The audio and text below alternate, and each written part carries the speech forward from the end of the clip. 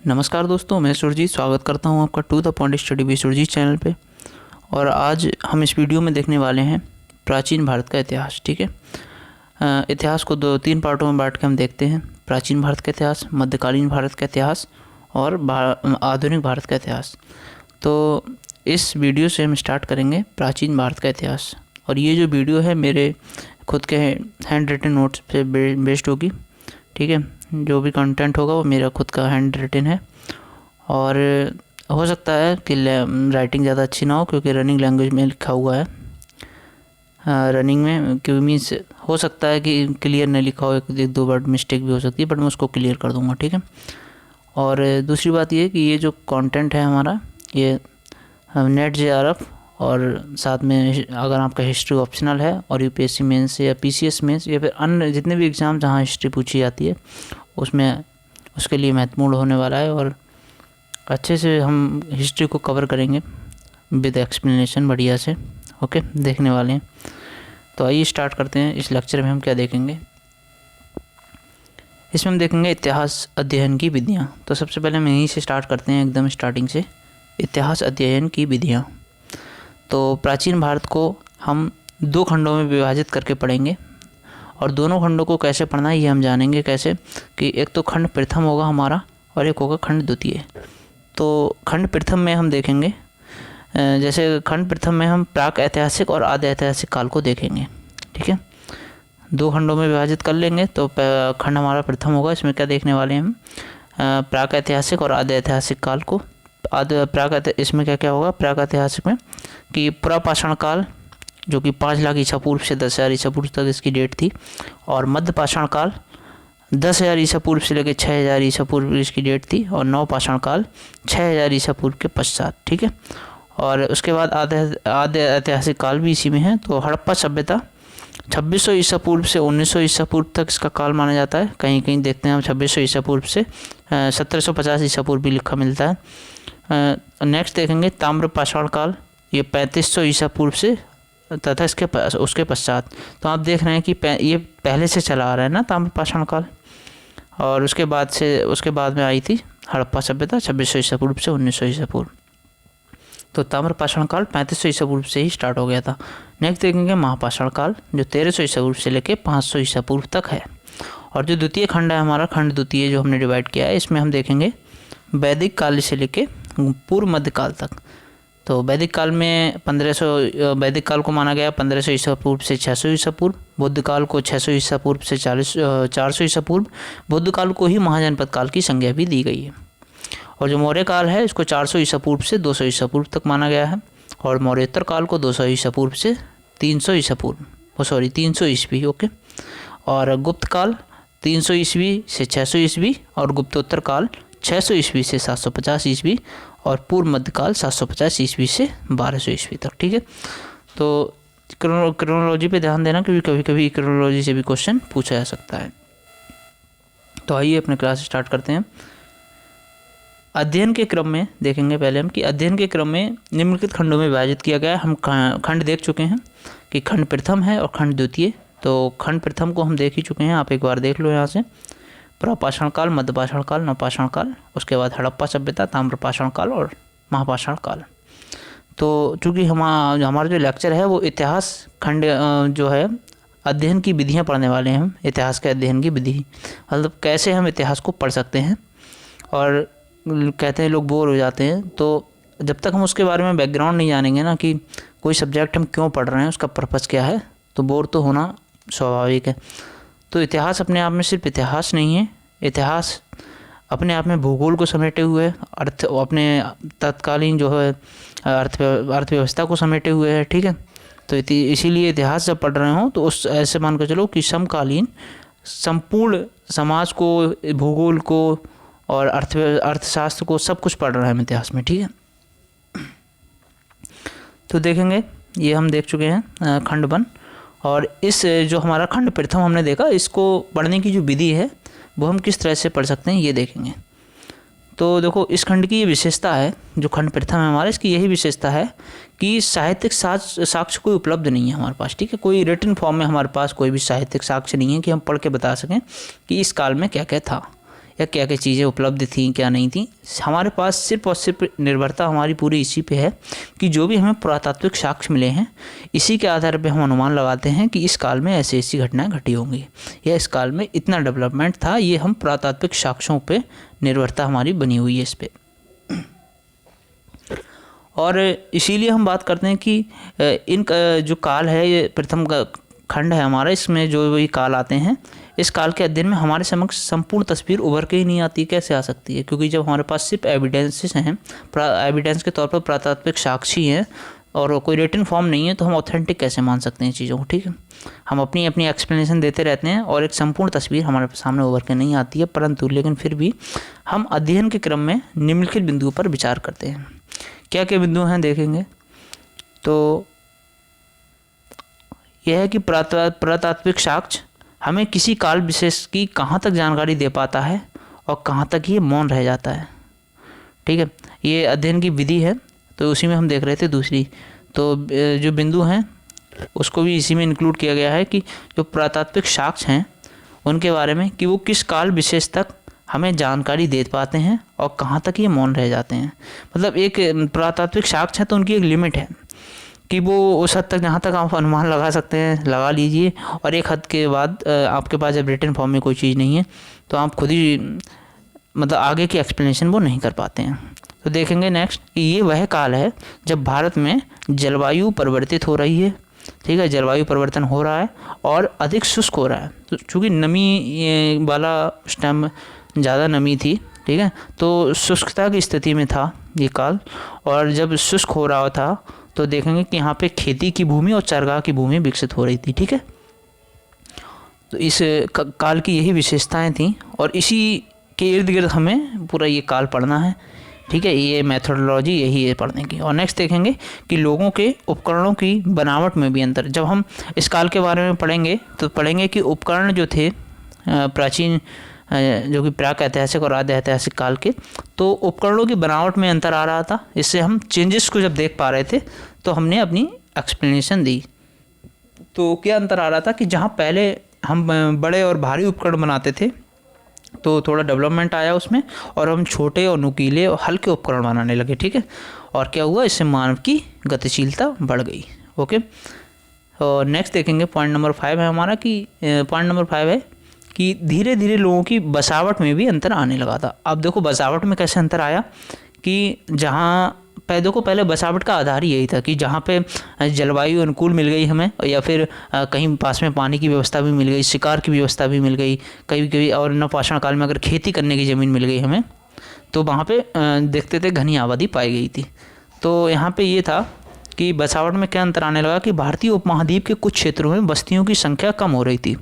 कुछ महाद्वीप ऐसे थे जहाँ पे बस्तियों की संख्या कम हो रही थी, वहीं कुछ अन्य क्षेत्रों में बस्तियों की संख्या बढ़ रही थी। ठीक है, अब मानचित्र, चूँकि हम हिस्ट्री मैपिंग का मानचित्र भी करा रहे हैं साथ में, उसके भी हमारे पुरापाषाण, मध्यपाषाण, नवपाषाण काल पे लेक्चर्स आ चुके हैं, तो वहाँ आप देख सकते हैं। वहाँ से वहाँ में हमने सारी जो साइट्स हैं उनको कवर किया है। ठीक है, तो कुछ क्षेत्रों में संख्या कम हो रही थी बस्तियों की और कुछ में बढ़ रही थी। 6 पॉइंट देखेंगे कि मानव पहले शिकारी और खाद्य संग्राहक था। तो ये भी देखो चीज़ देखने को आई कि पहले मानव क्या था, शिकारी था, शिकार करता था और खाद्य संग्राहक था। परंतु क्या हुआ, धीरे धीरे उसने नवपाषाण काल तक आते आते उसने कृषि और पशुपालन की शुरुआत की और उसके बाद मानव खाद्य उत्पादक बन गया। ठीक है, जब कृषि की शुरुआत हो गई और पशुपालन की, तो पशुपालन के लिए वो चूँकि उनके लिए चारागाह भी डेवलप करेगा और अपने लिए जब कृषि पर डिपेंडेंसी आई तो खाद्य उत्पादक बन गया और यहीं से इतिहास में बड़े परिवर्तन आए। आप देखेंगे आप कि जब कृषि उत्पादन शुरू हो गया तो और पशु भी पालने लगा मानव, तो यहाँ से बड़े परिवर्तन देखने को मिले हिस्ट्री में हमें, इतिहास में। और कैसे चेंजेस आते हैं देखेंगे कि क्या है पॉइंट नंबर 7, बढ़ती हुई खाद्य उपलब्धता के साथ लोगों के जीवन में अधिक अवकाश आया। पहले क्या करते थे कि उन्होंने एक जानवर को पकड़ा, वहीं उसे रैंडमली पकड़ के मारा और खा गए। ठीक है, अब क्या था, वो उस टाइम का ही भोजन था उन्हें, अब उसने दूसरे टाइम की व्यवस्था भी करनी थी खाने की। लेकिन अब क्या हुआ, नवपाषाण काल आते आते कि बढ़ती हुई खाद्य उपलब्धता जो थी उनके पास, कृषि करते थे, अनाज अच्छा खासा होता था, उसको स्टोर करके रखने लगे, तो खाद्य उपलब्धता अच्छी खासी सुनिश्चित हो गई उनके पास। तो उसके साथ लोगों के जीवन में अवकाश आने लगा। अवकाश से तात्पर्य है कि अब उनको ये टेंशन नहीं थी कि एक टाइम खाना खा लिया तो दूसरे टाइम का कहाँ से आएगा, ठीक है, उपलब्ध था उनके पास और एक लंबे समय के लिए उपलब्ध रहता था। अधिक जब अवकाश अधिक मिला उन्हें तो फिर लोगों का आकर्षण धर्म की और कला की ओर बढ़ा। तो वहीं से उन्होंने आभूषण डेवलप करना स्टार्ट किए, वहीं से उन्होंने तरह तरह की चित्रकारी करना स्टार्ट की और धर्म का कॉन्सेप्ट भी वहीं से निकल के आया, ठीक है। नेक्स्ट देखेंगे पॉइंट नंबर 8 है कि सबसे बढ़कर भारत की पहली उन्नत और नगरीय सभ्यता हड़प्पा सभ्यता के रूप में इसी काल में विकसित हुई। तो जब इतनी सारी व्यवस्था हो गई मानव के पास तो फिर वो सभ्य कहलाने के लिए नए नए उदाहरण खोजने लगा। जैसे उसने नगरीय सभ्यता यहीं से निकल के आई, ठीक है, अपने आप को अधिक उन्नत बनाना स्टार्ट किया।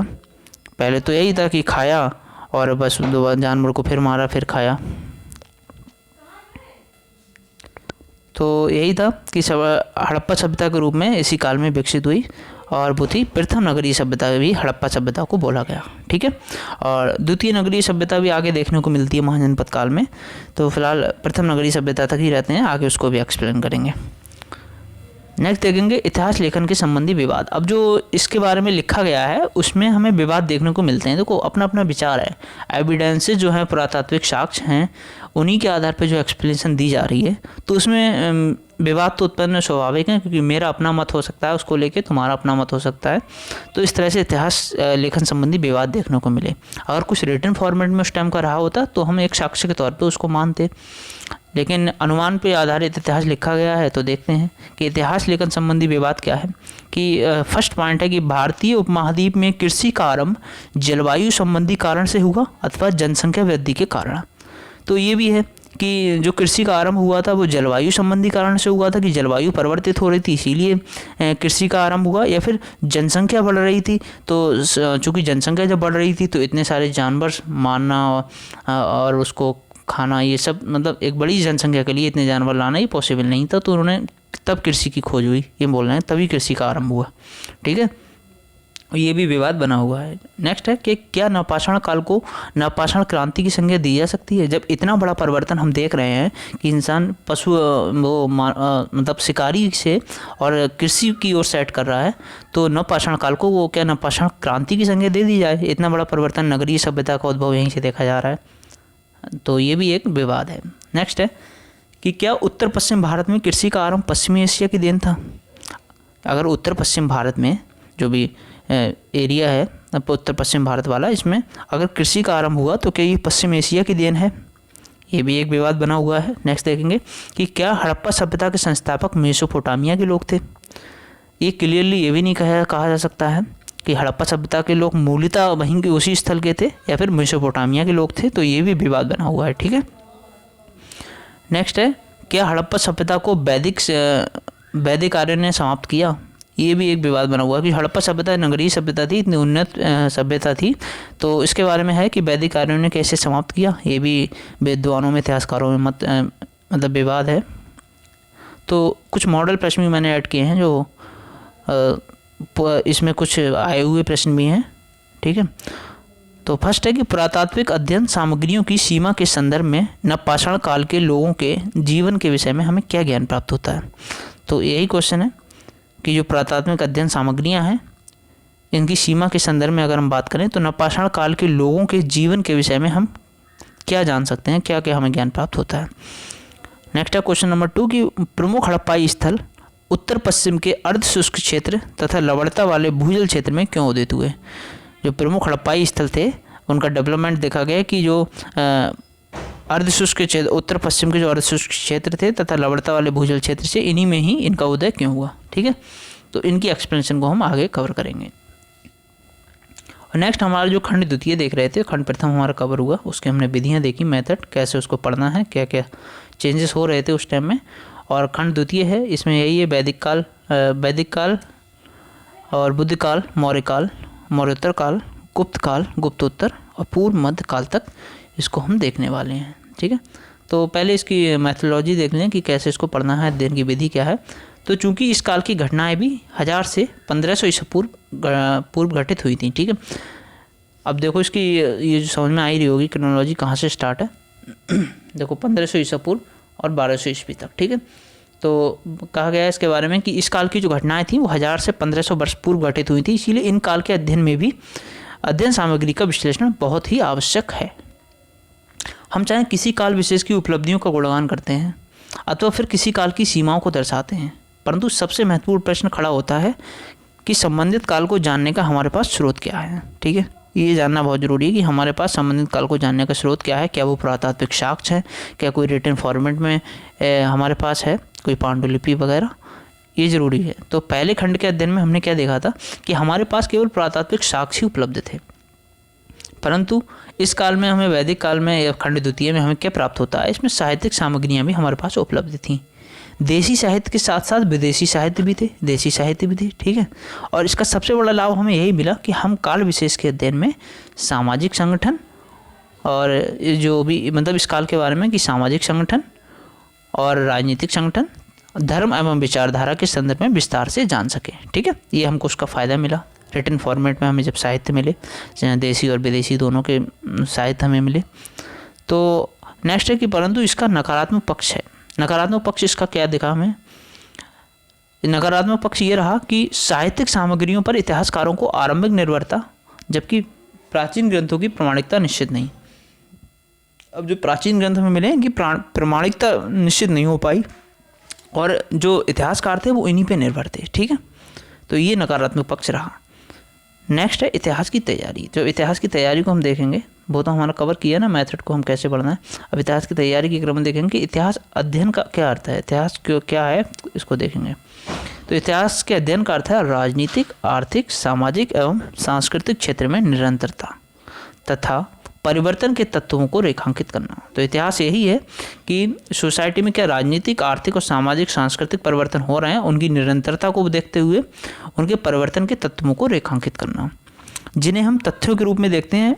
अब देखो इतिहास को कभी कभी ये मान लिया जाता है कि ईयर्स, डेट्स, ठीक है। तो ये हम जब फैक्ट्स देखते हैं तो फैक्ट के रूप में जब हम देखते हैं तो बहुत ही संकुचित हमारा दृष्टिकोण हो जाता है। तो वो अगर वो महज एक दृष्टिकोण को सिद्ध करता है, वो ये बताता है कि ये पर्टिकुलर डेट से ये परिवर्तन देखने को मिला, तो वो इतिहास नहीं हो सकता, ठीक है। नेक्स्ट है कि परिवर्तन के तत्वों को रेखांकित करने के लिए इतिहास को निम्नलिखित उपखंडों में विभाजित करके देखना आवश्यक है। अब हम ब्रॉड कॉन्सेप्ट को लेके चलेंगे, ठीक है। तो राजनीतिक आपका उस प्रोस्पेक्ट देखना पड़ेगा आपको कि राजनीतिक क्या क्या था उस समय में, क्योंकि अगर आप ये मान लेंगे कि अगर एक डेट को बता दिया आपने और बता दिया कि ये था, तो ये वो इतिहास नहीं है कि यहाँ से परिवर्तन देखने को मिलता है। तो परिवर्तन क्या थे वो उस पर्टिकुलर डेट से स्टार्ट हुए, जो राजनीतिक परिवर्तन क्या हो रहे थे, आर्थिक, या फिर आर्थिक वहाँ अगर कोई समस्याएं थी उनको पढ़ना, ये सब इतिहास है। तो पहला देखेंगे राजनीतिक, तो इसमें राजनीतिक विस्तार को देखेंगे और प्रशासन, ये था, ठीक है। और आर्थिक, इसमें कृषि देखते हैं इतिहास में, शिल्प, वाणिज्य, व्यापार, मुद्रा, अर्थव्यवस्था एवं नगरीकरण, ठीक है। ये इतिहास कहलाता है, इसका अध्ययन करना। नेक्स्ट है सामाजिक, तो वर्ण एवं जाति, महिलाओं, शूद्रों एवं अछूतों की दशा, इसको देखना। और नेक्स्ट सांस्कृतिक, सांस्कृतिक में क्या, धर्म एवं दर्शन, चूँकि अब धर्म की ओर भी सेट कर गया था ना मानव, तो धर्म एवं दर्शन, भाषा एवं साहित्य और कला, तो इन चीज़ों को देखना, ये इतिहास में आता है। नेक्स्ट देखेंगे, हमने डायग्राम के माध्यम से कुछ चीज़ें समझाने की कोशिश की हैं। दो डायग्राम को हम देख सकते हैं यहाँ पे। दोनों डायग्राम में कुछ कुछ आपको परिवर्तन देखने को मिलेगा। आप ध्यान से डायग्राम को पहले रीड कीजिए। तो डायग्राम 1 में क्या है कि इसमें सेंटर में रखा गया है संस्कृति को, ठीक है। उसके बाद सामाजिक, उसके बाद आर्थिक, उसके बाद राजनीतिक। राजनीतिक सबसे मतलब आउटर लेयर है, ठीक है। तो एक्सो लेयर सबसे राजनीतिक है। और डायग्राम 2 में क्या है, इसमें भी राजनीतिक सबसे एक्सो लेयर है, लेकिन इसमें अर्थव्यवस्था को केंद्र में रखा गया है। तो आप देख रहे हैं कि अगर कहीं कल्चर में परिवर्तन होता है तो उसका प्रभाव राजनीति तक जाता है, ठीक है। तो अगर कल्चर में परिवर्तन हुआ तो उसका प्रभाव समाज पे भी पड़ता है, अर्थव्यवस्था पे भी पड़ता है, और कभी कभी देखते हैं पूरी पार्टी ही बदल जाती है, ठीक है। राजनीति में होता है ना कि कल्चर के साथ छेड़छाड़, हमारे कल्चर के साथ छेड़छाड़ किया अंग्रेज़ों ने, तो हमने जो है उनका खुल के विरोध किया, क्योंकि हम लोग एक हद तक शांत रहे लेकिन कल्चर के साथ छेड़छाड़ बर्दाश्त नहीं की। तो पूरा डिपेंडेंसी होती है, एक दूसरे पे डिपेंड रहते हैं। तो अगर जहाँ संस्कृति सेंटर में रहती है तो उसका प्रभाव सभी टर्म्स पे देखा जाता है, सामाजिक हो, आर्थिक हो या राजनीतिक। इसी तरह अर्थव्यवस्था, ठीक है। तो अर्थ भी उतना ही महत्वपूर्ण है हमारे लिए, क्योंकि बिना पैसे के कुछ ही नहीं होता है। तो बेरोज़गारी फैलती है या भुखमरी टाइप कुछ फैलता है तो उसका प्रभाव भी कल्चर पे भी पड़ता है, सामाजिक पे, और पार्टी तो बदल ही जाती है, समझे। तो इस तरह से राजनीति तक पे उसका प्रभाव देखने को मिलता है। तो देख लीजिए कि डायग्राम 1 में हमने ये दर्शाया है, क्या दर्शाता है डायग्राम 1, कि परिवर्तन के क्रम में राजनीतिक परिवर्तन सबसे तीव्र होता है। राजनीतिक परिवर्तन सबसे बाहरी लेयर और सबसे तीव्र होता है, और आर्थिक परिवर्तन जो है सबसे धीमा होता है, ठीक है। जो इसमें आर्थिक परिवर्तन है, इसमें 2 तरह से इन्होंने बांट के ये देखा गया कि राजनीतिक परिवर्तन सबसे तीव्र होगा जबकि आर्थिक परिवर्तन सबसे धीमा होगा। क्योंकि अंग्रेज हमारी इकॉनमी को चूस रहे थे, तब तक तो क्या था, हम शांति थे, लेकिन जब संस्कृति की छेड़छाड़ की तो एक बहुत तीव्र तरीके से विरोध देखा गया। और इसमें क्या है कि सामाजिक परिवर्तन उससे भी धीमा होता है। तो ये लेयर को हमने इस टाइप से दिखाया है। और सांस्कृतिक परिवर्तन सबसे धीमा होता है। परिवर्तन तो धीमा होता है क्योंकि एक बहुत टाइम लग जाता है ना, लेकिन इस परिवर्तन के जो प्रभाव होते हैं वो बहुत तीव्र होते हैं। कि परिवर्तन एकदम पॉसिबल नहीं होता, आप किसी की उसमें जाओ। ये भी अंग्रेज़ों की रणनीति थी ना, कि हमारे जब उसमें एंटर किए इंडिया में तो उन्होंने एकदम से हमारी संस्कृति के साथ छेड़छाड़ नहीं की।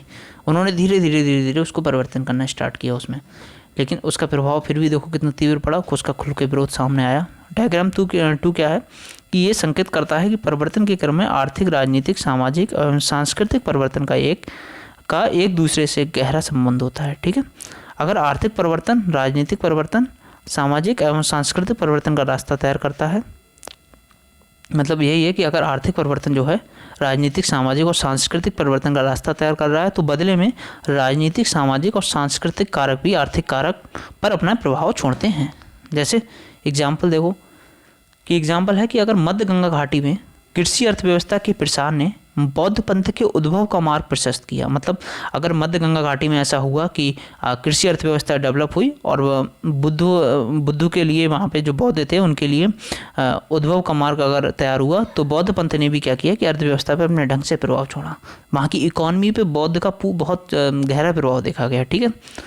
तो देख लीजिए संस्कृति का और किस तरह अर्थव्यवस्था पे पूरा प्रभाव पड़ता है। और सेकंड डायग्राम के आधार पे एक मॉडल प्रश्न भी दिया हुआ है, वो देखेंगे कि प्रश्न यही है कि 6ठी सदी ईसा पूर्व में राज्य निर्माण, नगरीकरण तथा नवीन धार्मिक पंथों के उद्भव के अंतर संबंधों को रेखांकित कीजिए। जो 6ठी सदी ईसा पूर्व थे उसमें राज्य निर्माण, नगरीकरण तथा नवीन धार्मिक पंथों के उद्भव के अंतर संबंधों को रेखांकित करना है। नेक्स्ट देखेंगे, नेक्स्ट है कि भारतीय संस्कृति की मूलभूत संरचना, जिसे हम विविधता में एकता के नाम से जानते हैं, ठीक है, विविधता में एकता के नाम से हम जानते हैं, उसकी आधारभूत संरचना प्राचीन काल में ही विकसित हुई। निम्नलिखित कारणों से इस प्रक्रिया को प्रोत्साहन दिया। जो विविधता में एकता हम भारत की पहचान है, ये इसकी जो मूलभूत संरचना थी ये प्राचीन काल में ही विकसित हुई, और निम्नलिखित जो कारक हैं उसने इस प्रक्रिया को प्रोत्साहन दिया। तो देखते हैं कौन कौन से कारक हैं। तो ये देखिए, फर्स्ट देखेंगे कि भारत का भौगोलिक आकार और जलवायु संबंधित विविधता के कारण, जो भारत का भौगोलिक आकार था और जलवायु संबंधी विविधता थी, इसके कारण विभिन्न क्षेत्रों के निवास करने वाले लोगों के रहन सहन तथा जीवन पद्धति में अंतर उभर कर आया। क्योंकि भौगोलिक आकार हमारे इंडिया का ऐसा था और जलवायु संबंधी विविधता भी थी, तो विभिन्न क्षेत्रों में जो लोग निवास करते थे उनके रहन सहन में बदलाव था, रहन सहन उनका अलग था और जीवन पद्धति भी उनकी अलग थी। तो ये जीवन पद्धति में अंतर उभर के आया। इसने क्या हुआ कि सांस्कृतिक विविधता को इसने जन्म दिया, ठीक है, कल्चर जो डाइवर्सिटी थी उसको जन्म दिया। और वस्तुतः भारत में चाहे कोई भी साम्राज्य हो, संपूर्ण भारत पर नियंत्रण नहीं बना सका। इसीलिए क्या हुआ, इसका एक पॉजिटिव इम्पैक्ट यही पड़ा कि कोई भी साम्राज्य भारत में आया तो वो पूरे भारत पे एक साथ नियंत्रण नहीं कर सका, क्योंकि कल्चरल डाइवर्सिटी थी और रहन सहन, खान पान, लैंग्वेज सब कुछ अलग अलग था, ठीक है। तो नेक्स्ट है कि परंतु दूसरी तरफ इस व्यवस्था में एकता का तत्व विद्यमान है। पहाड़ों, मरुस्थल एवं नदियों को पार कर लोग एक क्षेत्र से दूसरे क्षेत्र में जाते रहे और इनके बीच सांस्कृतिक आदान प्रदान भी होता रहा, ठीक है। उसी प्रकार भले ही कोई भी साम्राज्य संपूर्ण भारतीय उपमहाद्वीप पर, जिन्हें प्राचीन ग्रंथों में जम्बू द्वीप कहा गया है, उस पर नियंत्रण नहीं कर सका, परंतु ऐसा आदर्श शासक जो संपूर्ण जम्बू द्वीप पर नियंत्रण रख पाता, इसकी परिकल्पना बनी रही। ठीक है, मतलब ये था कि आदर्श शासक वही शासक होगा जो संपूर्ण जम्बूद्वीप पे शासन कर सके और विभिन्न शासकों को आकर्षित, मतलब यही परिकल्पना जो बाहर के शासक थे उनको आकर्षित करती रही कि संपूर्ण भारत पे उनको शासन करना है। ऐसी सोच के सिकंदर भी, उसने भी आक्रमण किया था। ठीक है, कि पूरे भारत को विजेता, मतलब पूरे भारत विजेता कहलाएगा वो। ऐसे शासक की पहचान चक्रवर्ती शासक के रूप में की गई, जो इस तरह से अगर पूरे भारत पे एक साथ शासन कर पाएगा, पूरी विविधता को समेट के, उसको चक्रवर्ती शासक के रूप में दर्शाया जाएगा या उसकी पहचान की जाएगी। नेक्स्ट है कि धर्म के क्षेत्र में आर्य एवं गैर आर्य पंथों के बीच सम्मिश्रण देखा गया। धर्म के क्षेत्र में क्या देखा गया कि जो आर्य थे और गैर आर्य थे, इनके पंथों के बीच सम्मिश्रण देखा गया, मिश्रण देखा गया। और आर्यों में यज्ञ की पद्धति थी, जो आर्य थे उनमें यज्ञ की पद्धति प्रचलित थी। ठीक है, आर्यों में यज्ञ की पद्धति प्रचलित थी। इसमें कुछ महत्वपूर्ण फैक्ट भी दिए गए हैं, इनको भी आप पॉइंट आउट करते चलना। जबकि गैर आर्यों में भक्ति, अवतारवाद तथा मूर्ति पूजा, ये चीज़ें विकसित थी, पहले से इनमें थी। आर्यों में क्या था कि यज्ञ की पद्धति थी और गैर आर्यों में क्या था, भक्ति, अवतारवाद तथा मूर्ति पूजा, ये प्रचलन में था। और फिर दोनों के संयोग से 8वीं सदी में क्या होता है कि धर्म का नया रूप उभर के आता है, जिसकी पहचान हिंदू धर्म के रूप में या सनातनी धर्म के रूप में की जाती है। ठीक है, ये दोनों का मिश्रण था, आर्य और अनार्यों का। नेक्स्ट है कि उसी प्रकार भारतीय उपमहाद्वीप बाहरी दुनिया से कटा हुआ नहीं रहा। इसी तरह क्या हुआ कि जब नए नए कल्चर्स को भारत समेट लिया और भारतीय उपमहाद्वीप जो है बाहरी दुनिया से कटा हुआ नहीं रहा। भारतीय संस्कृति के विकास में देसी और विदेशी दोनों जो तत्व थे उनकी भूमिका रही। ठीक है, और भारत का संपर्क पश्चिम एशिया, मध्य एशिया, दक्षिण पूर्व एशिया से रहा और इन क्षेत्रों के साथ सांस्कृतिक आदान प्रदान भी होता रहा। इतना ही नहीं कि इतना तक भूमध्य सागर क्षेत्रों के साथ सांस्कृतिक आदान प्रदान के परिणाम स्वरूप, अब देखो ये महत्वपूर्ण चीज़ है, जो गांधार कला शैली का विकास हुआ है वो भूमध्य सागर क्षेत्रों के साथ सांस्कृतिक आदान प्रदान के परिणाम स्वरूप हुआ है। ठीक है, भारत के साथ भूमध्य सागर का जो आदान प्रदान था, जो कल्चर का, इससे एक गांधार शैली का उद्भव हुआ। और नेक्स्ट देखेंगे कि उत्तर और दक्षिण भारत के बीच सांस्कृतिक आदान प्रदान चलता रहा। ये तो हो गया देशी और विदेशी आदान प्रदान, तब आया गांधार कला शैली। लेकिन देखेंगे जो भारत में भी जो उत्तर और दक्षिण भारत था, उत्तर और दक्षिण भारत, इसके बीच भी सांस्कृतिक आदान प्रदान चलता रहा। दक्षिण से आई भक्ति ने, जो दक्षिण से भक्ति का कॉन्सेप्ट आया, इसने उत्तर भारत के धर्म के रूप को परिवर्तित किया। जो उत्तर भारत का धर्म का प्रारूप था उसको बदला, दक्षिण से जो भक्ति कॉन्सेप्ट आया उसने।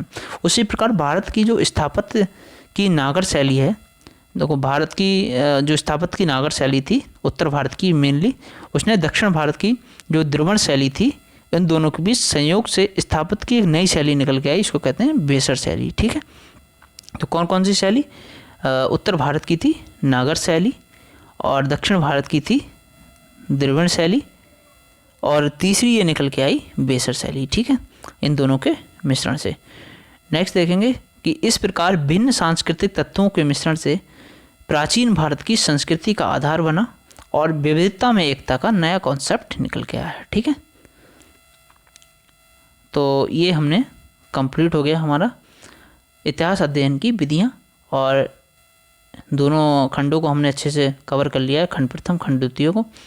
और नेक्स्ट जो हम देखेंगे उसमें नेक्स्ट वीडियो हम जो हमारी आने वाली है उसमें हम कवर करेंगे जो भी दृष्टिकोण हैं इतिहास के उनको। ठीक है, तो अभी फ़िलहाल वीडियो को यहीं स्टॉप करते हैं। तो वीडियो अगर अच्छा लगे इसको लाइक करें, चैनल को सब्सक्राइब करें, और वीडियो को अपने दोस्तों में ज़रूर शेयर करें। Bye bye, take care.